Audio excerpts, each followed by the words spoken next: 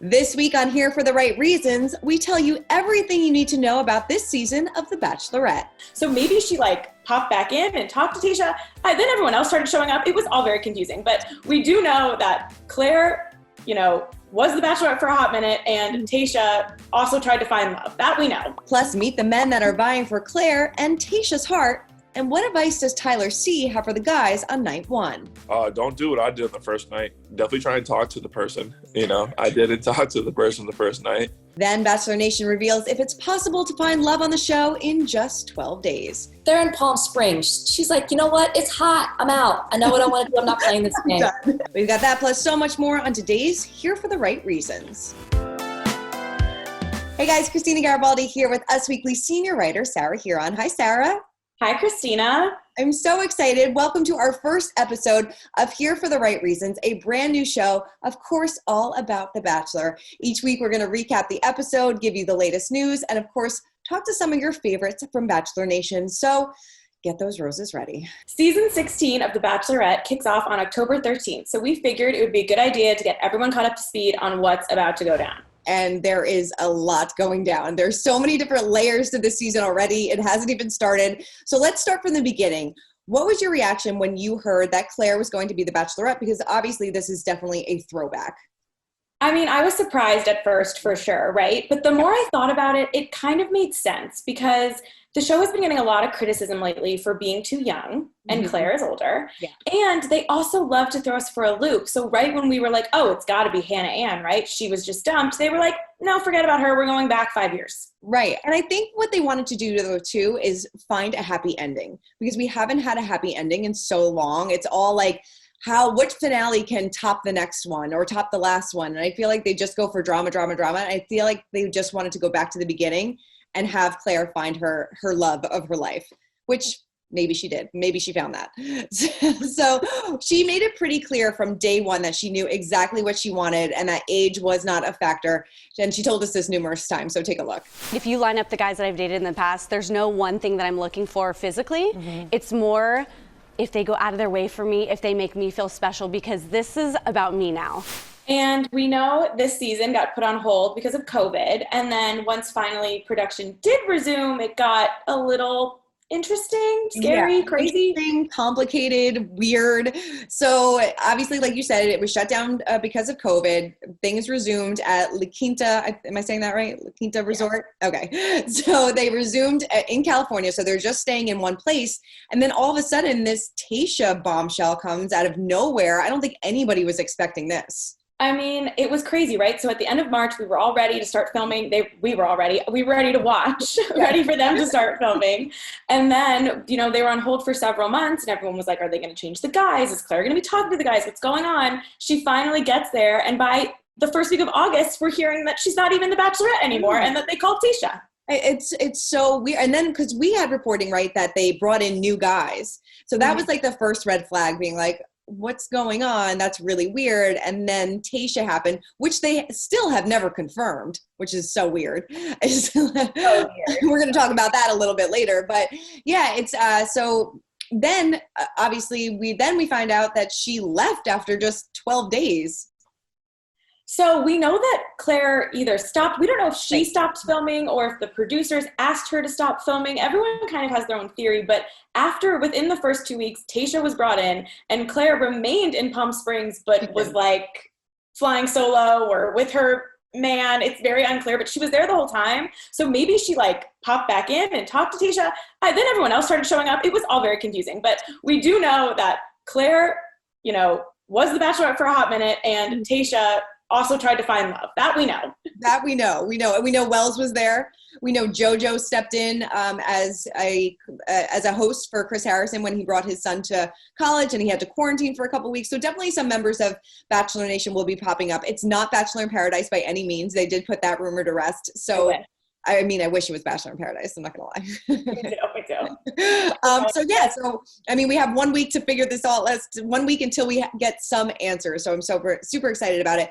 Chris does say that Clare blows up the Bachelorette. So we'll see. That could mean so many things. But really I mean, as I've said this whole time, I just want full transparency. I want whatever happened. I want them to show us the behind the scenes. I want them to break the fourth wall. I want to see every last detail because I think that's almost going to be the climax of the season. And I'm sure Tayshia's going to be great, but like, it's just so much buildup that like, I don't want to be let down with whatever actually happened. So we need to just hype it up for as long as possible, which the show is usually very good at. Very, very good at, definitely. Okay, so let's move on to our bracket of roses. Obviously, we have to break down the men that are vying for Clare and Tayshia's heart. So, Sarah, first impressions of some of these guys. Okay, well, I mean, my first thought was, thank God they got rid of those hideous blue backgrounds that they usually Yes, thank God. They looked a little better. I mean, they're always hotter on screen than they are in the pictures, but it was the white was refreshing. And my second thought was, they definitely listened to the critics because a lot of these guys were older and they were different than the original list we saw in March. So that was exciting. Which I liked because she is 39 years old. She's not, I mean, she very well could marry a 23-year-old, but she probably is looking for somebody that's a little bit more mature and is ready to settle down because at 23 and 39, that's a big difference. Totally. So they were definitely listened to that. We have our oldest contestant ever at 40. That's exciting. Very exciting. I'm not going to lie. When I was, being superficial and I was staring at all of their beautiful faces, Brandon, Dale, and Jordan M. Really? Yes. Brandon, Dale. I think I had Mike on there. I don't remember, but yes, but Brandon and Dale were obviously, well, Dale for obvious reasons because obviously there's rumors that he's the one that stole Clare's heart, but Brandon with those abs, oh, hello. I mean, I was like, who is this? He reminded me of Jimmy Garoppolo, the NFL quarterback. Yes. And I was like into it. And then Jordan M was also really cute. But overall, it was definitely like a diverse looking kind of group of guys as far as, there was Black guys, there was white guys, and there was also different age groups, and it looks like some hipster guys. We had some glasses. There was like a lot to choose from. So maybe that's what helped Clare fall in love so fast. She had all the options. Yes. Do you think that there was anyone there for the wrong reasons? Oh, I mean, obviously there's always, I was getting some really weird vibes from Paige. I don't know, that just from his photo kind of threw me off a little bit. There was somebody named Damar who needs somebody that just wants to spin with him, to go to spin classes. Not for me. Red flag for me. Red flag. Not into that at all. How about you? So it breaks my heart to say, because as I just talked about how gorgeous I think Brandon is, he's a real estate agent. He definitely wants to be a model, and he should be. And I'm putting words in his mouth, but look at him. So there's that. And Chris Harrison, when he was teasing and introducing the guys, he made some weird remark about Brandon, saying that he said something to Clare with good intentions, but she didn't take it the right way. So he's going to be in the drama, and I think maybe we're going to be quick to be like, oh, he just wants a modeling contract, and I hope he gets one. I hope he gets one too. I mean, he's beautiful. What were some of your favorite lines from the bios? Because these are always my favorite. This is partly, this is like the best part. This is like what gets us through the last hump before the show starts. Bennett, of course, he enjoys taking morning yoga classes, walking the High Line in his favorite Belgian loafers, and indulging in delicious meals at the city's restaurants. I love that. I love it. Ridiculous. I don't remember his bio line completely, but Kenny, who manages boy bands, how he's ready to say, bye to the single life. I mean, just the fact that he is a boy band manager makes me want to know him.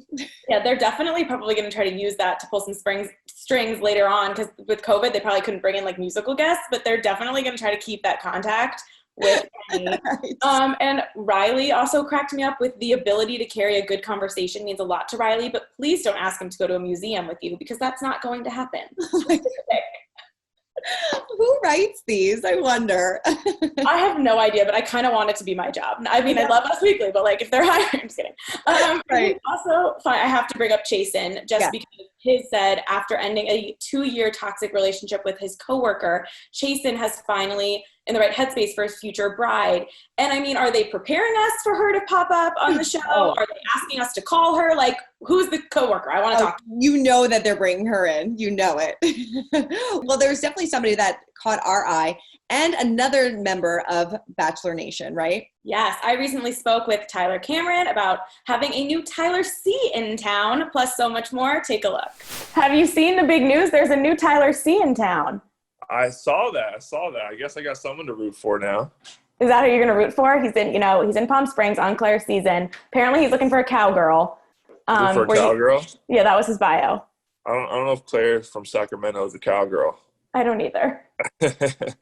Looking for love in all the wrong places, I guess. Yeah, but did that make you laugh? I mean, of course, there's already people online being like, why wouldn't he just change his name? Like, we already have a Tyler C. Well, is there any other Tylers on this season? I think there's a Tyler S. Oh, so then, yeah. Okay.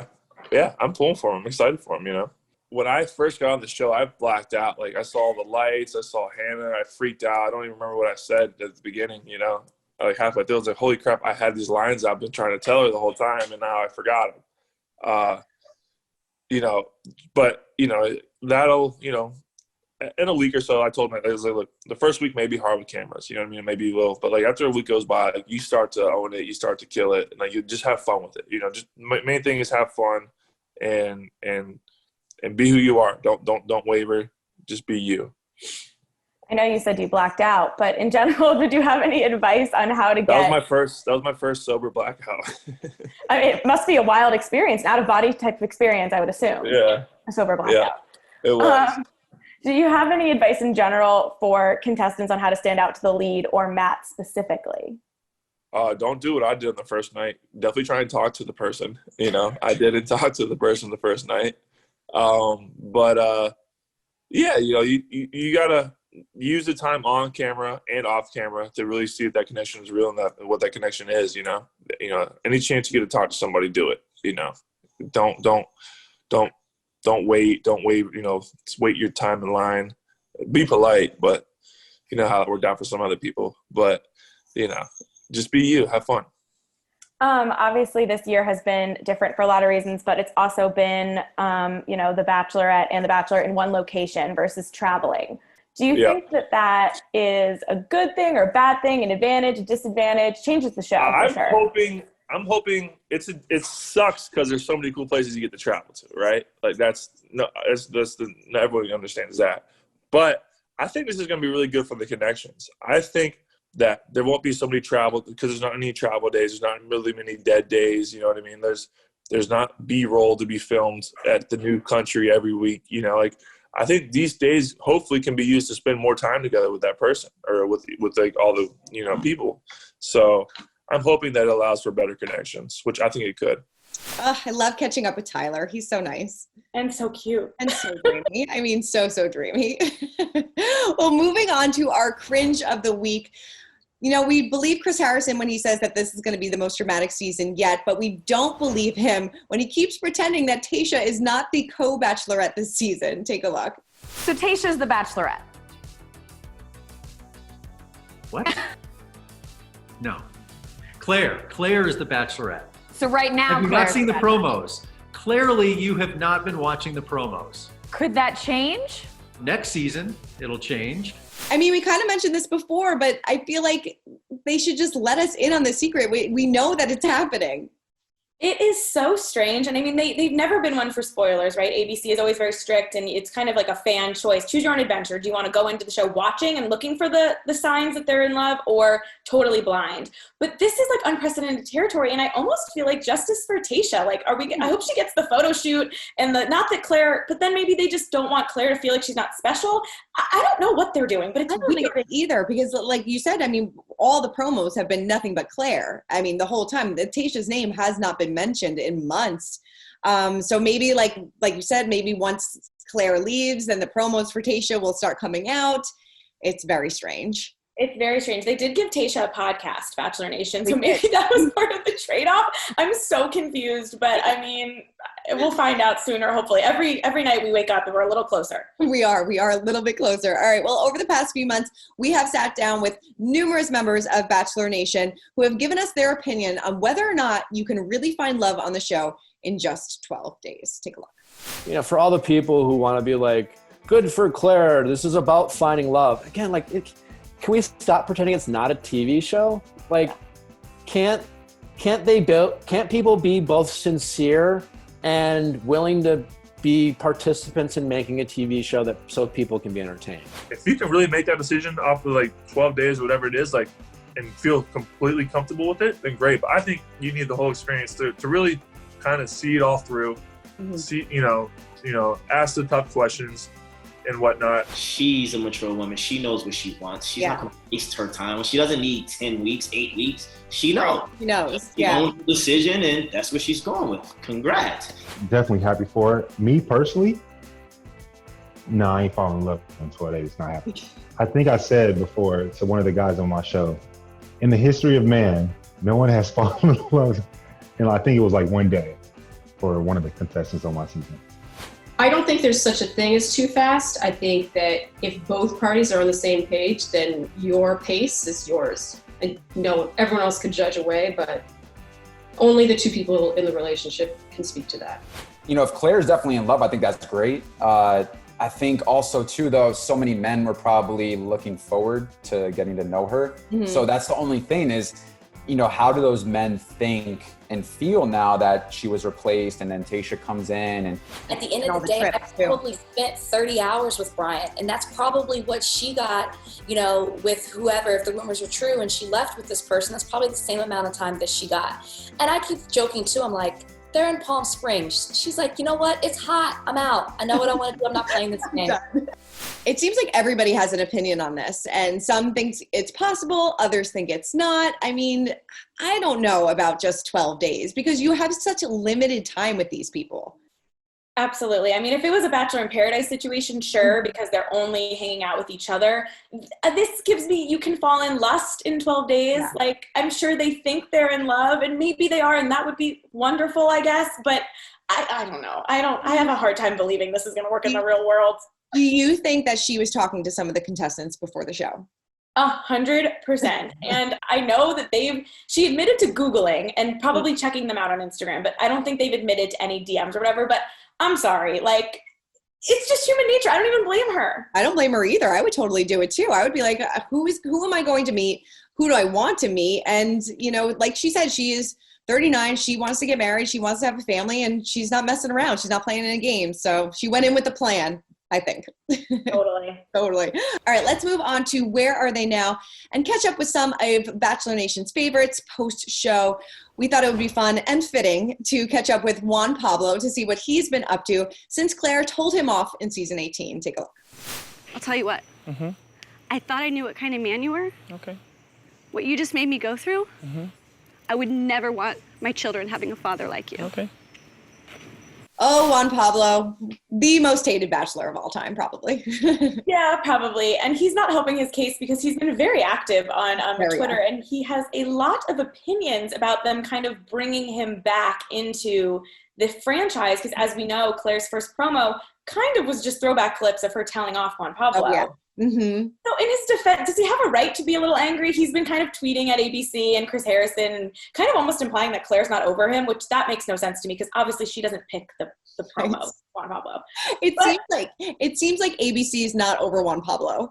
Exactly. And I almost, it's hard to say, but kind of feel a little bad for him because he's clearly moved on and all of a sudden he's getting dragged through the mud again. And just because they picked Clare, and it's almost a disservice to both of them to make like everything about something that happened so long ago. Yeah. Like, we don't have Benoit in the promos, who's Clare's ex-fiance from Bachelor Winter Games. That's so true. Where is Benoit? That should be next week. We'll figure that out next time. We'll figure that out next week. But yeah, no, I mean, he really has been, I would defend myself on Twitter too, if kind of ABC was kind of bringing this all up again. It's been so long that they've all moved on.